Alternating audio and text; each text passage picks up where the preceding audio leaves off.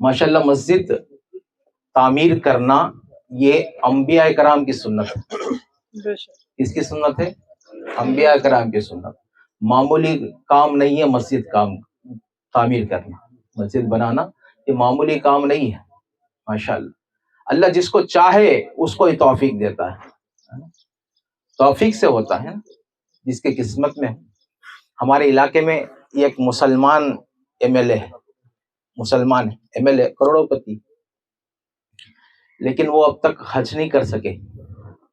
اسی محلے کے، جس محلے میں وہ رہتے ہیں، اسی محلے کے مسجد کے مؤذن صاحب جن کے پاس رہنے کے لیے گھر بھی نہیں ہے، وہ حج کر کے آ گئے.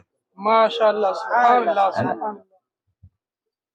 کہاں کی دولت، کہاں کا منصب، قسم خدا کی ہے یہ حقیقت.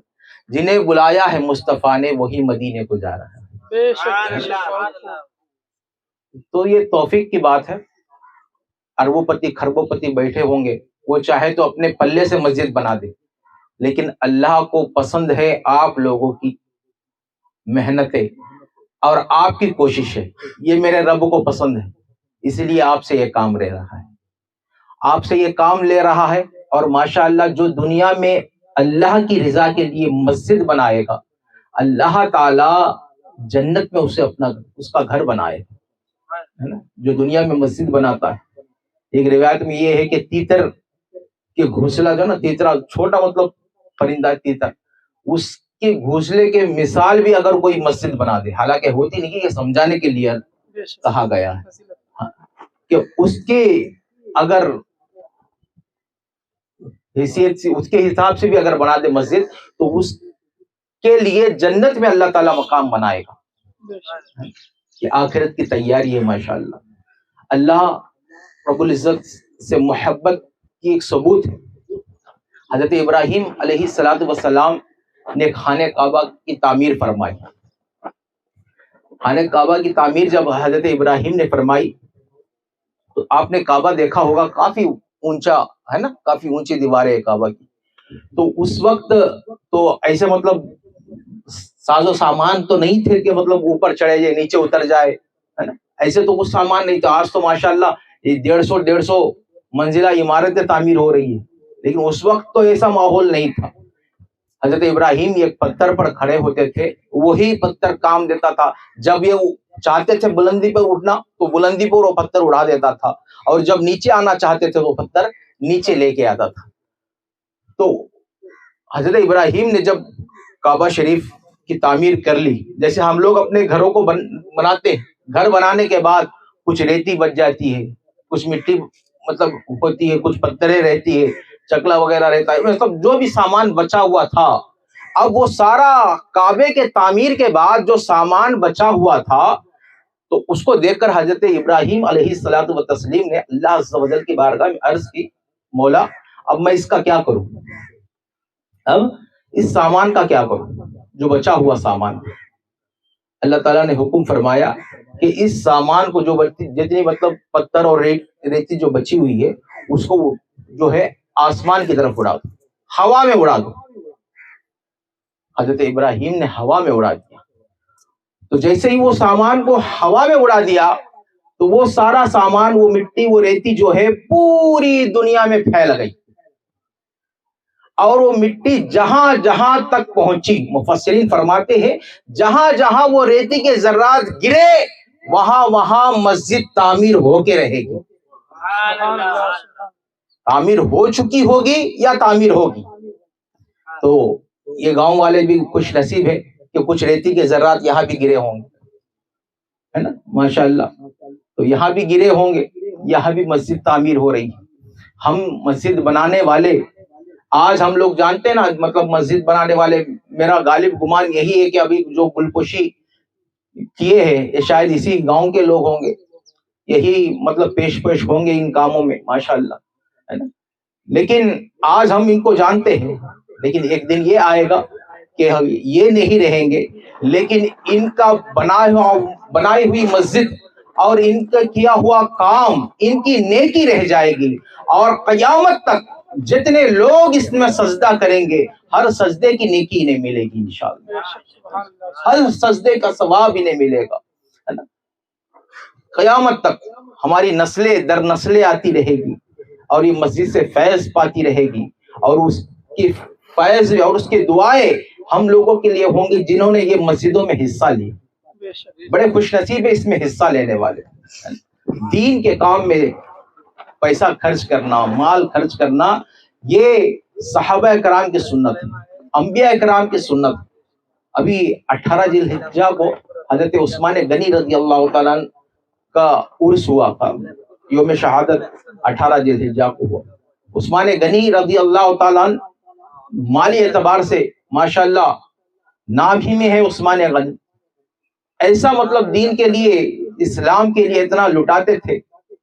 سرکار علیہ الصلوۃ والسلام نے ایک مرتبہ اعلان فرمایا کہ فلاں جہاد میں جانے کے لیے مال کی ضرورت ہے، کون دے گا؟ عثمان غنی کھڑے ہو گئے، عرض کرنے لگے یا رسول اللہ میرے طرف سے 100 اونٹ ما ساز و سامان دین کے لیے میں دینے کے لیے تیار ہوں۔ سرکار نے پھر اعلان فرمایا راہ خدا میں کون خرچ کرے گا؟ پھر عثمان غنی کھڑے ہو گئے، میرے طرف سے 100 اونٹ ما ساز و سامان۔ ایسا ہر ایک کے پاس ہوتا ہے، دینے کے لیے دل ہے نا ہر ایک کے پاس نہیں ہوتا، دل ہر ایک کے پاس نہیں ہوتا۔ ہم لوگ سوچے تو صحیح نا، ابھی مسجد کے چندے کے لیے ہمارے پاس آئیں گے تو ہم کتنا سوچ کے دیں گے نا، 1000 روپے، 500 روپے، 1000 روپے، ہے نا، یہ سوچ کے دیں۔ مدرسوں میں بھی چندے ایسے ہی دیتے ہیں نا، مدرسے والوں کی حالت خراب ہے۔ ہاں مدرسے والوں کے حالت، آج ہمارے گھروں میں 2 بچے آ گئے، 1-2 بچہ ہو نا تو اس کو سنبھالنا مشکل ہے، اور ہمارے ماشاءاللہ اتنے بچے کھاتے ہیں اور ہم سے عمدہ کھاتے ہوں گے ماشاءاللہ۔ سرکار کا کرم ہے الحمدللہ، ہمارے مدارس میں بچے جو گھر میں رہ کر کھاتے ہیں نا اس سے عمدہ مدرسے میں کھاتے ہیں الحمدللہ۔ اور ماشاءاللہ ابھی دیکھیں نا اتنی مہنگائی، ہر ایک مطلب 2 بچے والا رو رہا ہے لیکن مدرسے والے کہتے ہیں الحمدللہ الحمدللہ۔ بے شک بے شک بے شک۔ 1 کلو ٹماٹر 100 روپے ہو گئے، ہاں 1 کلو ٹماٹر 100 روپے ہو گئے، پھر بھی ہم لوگ ٹماٹر بچوں کو کھلاتے، روکتے نہیں الحمدللہ، ہے نا۔ ہمارے مدرسے میں تو ماشاءاللہ بچے آتے ہیں نا تو پھر وہ گوشت سے ان لوگوں کو تنگ ہو کے جاتے ہیں، اتنا گوشت اپنا الحمدللہ۔ سرکار کا کرم ہے الحمدللہ، یہ لوگ یہ مہمان رسول ہیں، ان کا انتظام ہو ہی جاتا ہے۔ اللہ عز و جل کے کام میں جو لگتا ہے اللہ اس کو برکت عطا فرماتا ہے، بے شک بے شک، سبحان برکت اللہ۔ عطا فرماتا ہے۔ کہاں سے آتا ہے، کیسے آتا ہے، کوئی نہیں جانے گا کہاں سے آتا ہے۔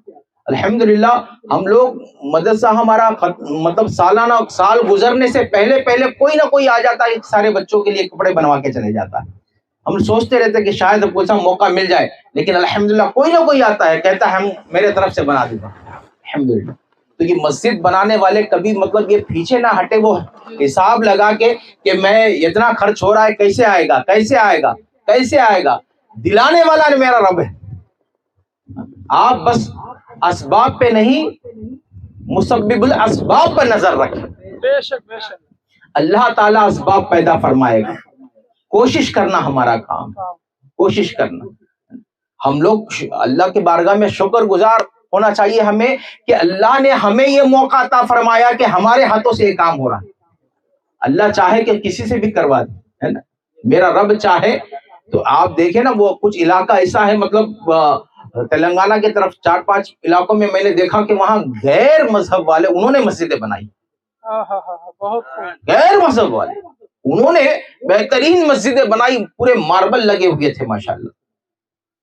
اللہ چاہے تو ان سے کام لے لے، جس سے چاہے لے لے، لیکن اس کا کرم ہے کہ اس نے ہمیں چنا، ہمیں چنا مسجد کا تعمیر کے لیے، مسجد کی تعمیر کے لیے۔ اور جو علاقوں میں مسجدیں بن چکی ہیں نا، وہ علاقے میں والے اگر مسجد میں دینا چاہے تو کتنا دے سکیں گے، لیکن جس علاقے میں مسجد ابھی تعمیر ہو رہی ہے یہ بہترین سنہری موقع ہے۔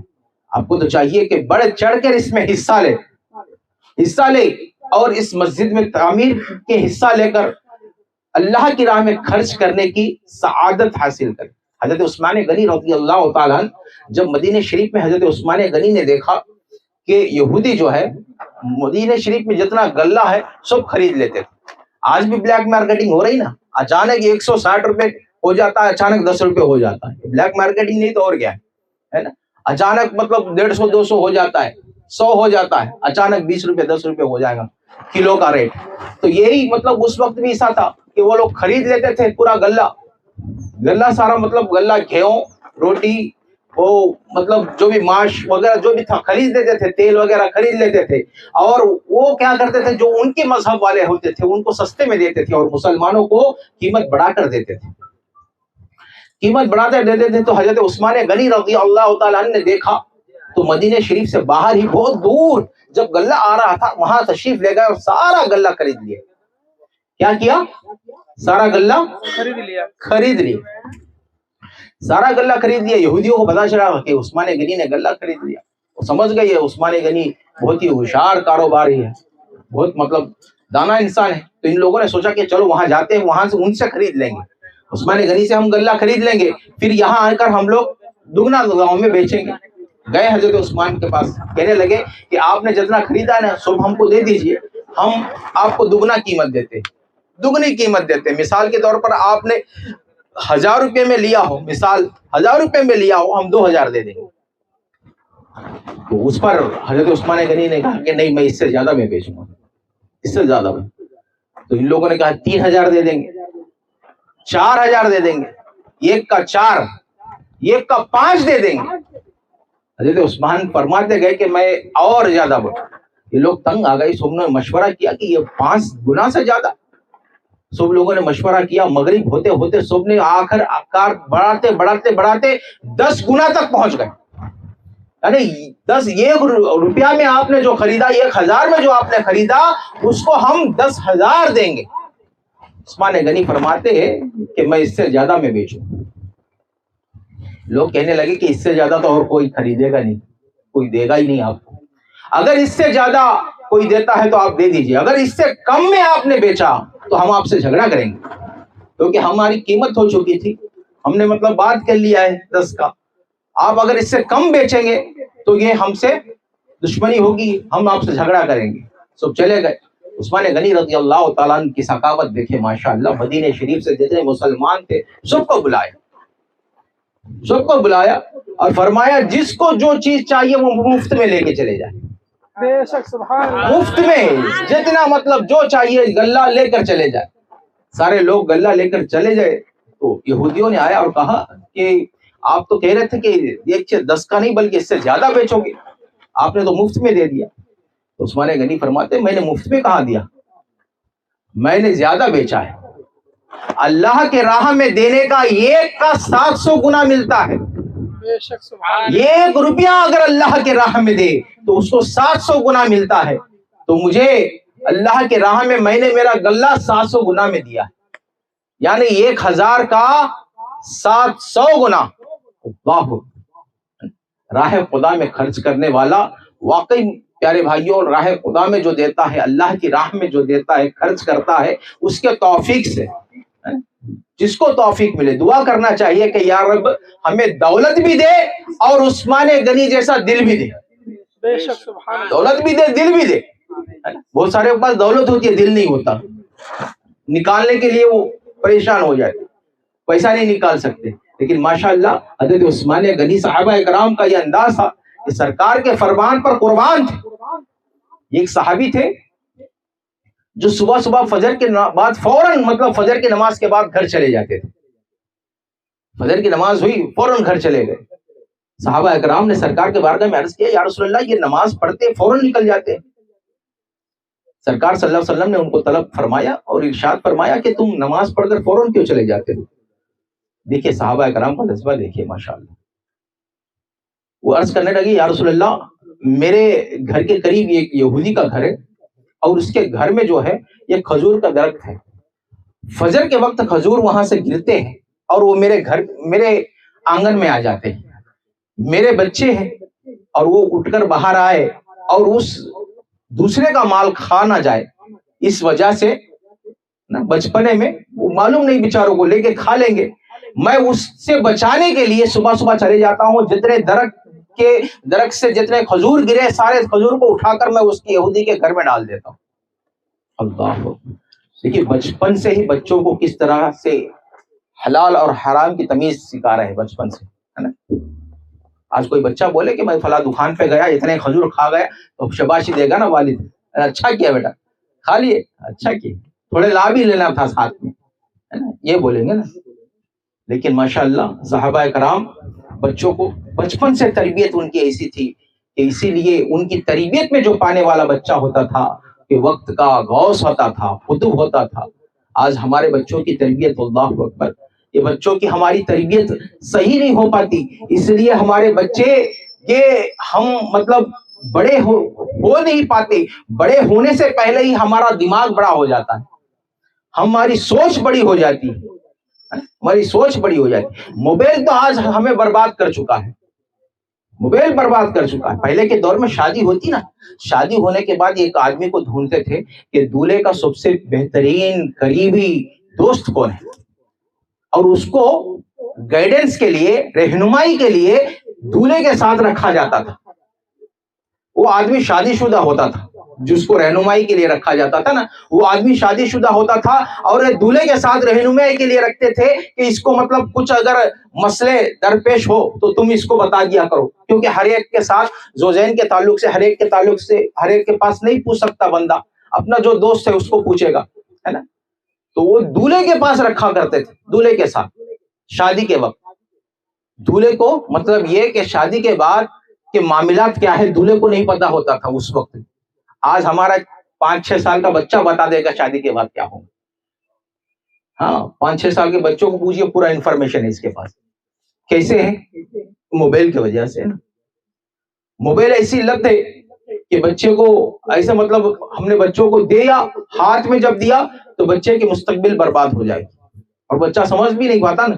وہ تو ضد کرے گا نا, ہم بولیں گے بچہ ضد کرتا, واقعی ضد کرے گا, اس کو تھوڑی معلوم, اس کو معلوم تھوڑی ہے کہ یہ چیز کیا ہے. ہم تو ماشاءاللہ اپنے مدارس میں تو ہم لوگ کی پیڈ موبائل رکھا تھے. اینڈرائڈ موبائل تو ایک دم پابندی ہے, بچے کے پاس رکھنا ہی نہیں ہے اینڈرائڈ. وہ رکھیں گے تو تباہی ہوگی, بچہ پڑھائی کی طرف نہیں جائے گا. کھجلی بولتے نا, کھجلی کی بیماری جس کو ہوتی ہے اس کا دماغ زیادہ کام نہیں کرتا. کیسے؟ اس کو بار بار کھجلی کی طرف ہی جاتی ہے دماغ. تو اسی طرح موبائل بھی ایسا ہی ہے, بار بار موبائل کی طرف دماغ جاتا ہے, موبائل کی طرف دماغ جاتے رہتا ہے, اور اس کو پڑھائی میں دل نہیں لگتا, کسی کام میں دل نہیں لگتا, وہ موبائل لے کے بیٹھتا ہے. بہرحال ہم لوگ یہاں جمع ہوئے مسجد کی سنگ بنیاد کے لیے. مفسرین فرماتے ہیں کہ مسجد کی سنگ بنیاد اور تعمیر کے وقت جو دعا کیا جائے گا وہ دعا قبول ہو. سبحان اللہ, سبحان اللہ. مسجدوں کے تعمیر کے وقت, مسجدوں کے سنگ بنیاد کے وقت حضرت ابراہیم نے دعا فرمائی, ان کی دعا قبول ہو گئی تھی. تو ہم لوگ بھی چاہیے جب سنگ بنیاد ہو اور جو ہے تعمیر ہو, اس وقت بھی ہمیں چاہیے کہ ہم تعمیر کے درمیان بھی مسجد کے اندر مطلب جب تعمیری سلسلہ چل رہا ہو تو اس وقت بھی یہاں تشریف لایا کرے, دعا کیا کرے, اور ہو سکے تو زیادہ سے زیادہ اس میں حصہ لے, زیادہ سے زیادہ حصہ لے, ہے نا. دنیا عارضی ہے, جتنا مال دنیا میں ہم نے ضائع کیا وہ مال بیکار ہو گیا, اور اللہ کے راہ میں جتنا مال لگایا یہ مال ہمارے ساتھ آئے گا انشاءاللہ, یہ ہمارے ساتھ آئے گا. جتنا مال ہم نے آخرت کے لیے, اگر ہمیں آخرت کے لیے مال جمع کرنا ہے تو اپنے والدین جو دنیا سے چلے گئے, ان کا بہت بڑا احسان ہے نا ہمارے اوپر. ہمارے ماں باپ جو دنیا سے گئے ہیں ان کا احسان ہمارے اوپر ہے. اب احسان کا بدلہ تو نہیں دے سکتے, کم سے کم یہ کرے کہ اس مسجد میں ان کے ایصال ثواب کے لیے کچھ پیسے دے دے, ہے نا. مسجد کے تعمیر میں حصہ لے لے, نیکی کے کام میں حصہ لے لے انشاءاللہ. ایسی نیکی کے کام میں حضرت مسجد نبی شریف جب تعمیر ہو رہی تھی تو سرکار صلی اللہ علیہ وسلم نے اعلان فرمایا تھا کہ اس مسجد کے تعمیر میں کون کون حصہ لے گا. صحابہ اکرام بڑھ چڑھ کر اس میں حصہ لی, بلکہ اپنے جھولیوں کو بھر بھر کر ریتی لاتے تھے اور صحابہ اکرام تعمیر کے کام میں لگاتے تھے. تو ہر مسلمان کو چاہیے کہ اس مسجد کو اپنی مسجد سمجھے. کسی ایک کی مسجد نہیں ہے, ہر مسلمان کی مسجد ہے. اس گاؤں میں جتنے رہتے ہیں, اور نردول والے تو ماشاءاللہ بڑے اپنا مطلب یہ بڑا پن انہوں نے یہ رکھا کہ اطراف کے علاقے میں جو بھی کام ہوتا ہے ماشاءاللہ پیش رہتے ہیں. اللہ ان کو برکت عطا فرمائے. جتنے لوگ مطلب ہمارے مظہر بھائی وغیرہ جو ہے نا نردول کے, ماشاءاللہ ان لوگوں نے اپنے اطراف میں جو کام ہوتا ہے, بشیر بھائی ہے, مظہر بھائی ہے, ہمارے نصیر الدین ہے, یہ سب اطراف کے کاموں میں ماشاءاللہ یہ لوگ حصہ لیتے ہیں، آگے بڑھ چڑھ کر حصہ لیتے ہیں.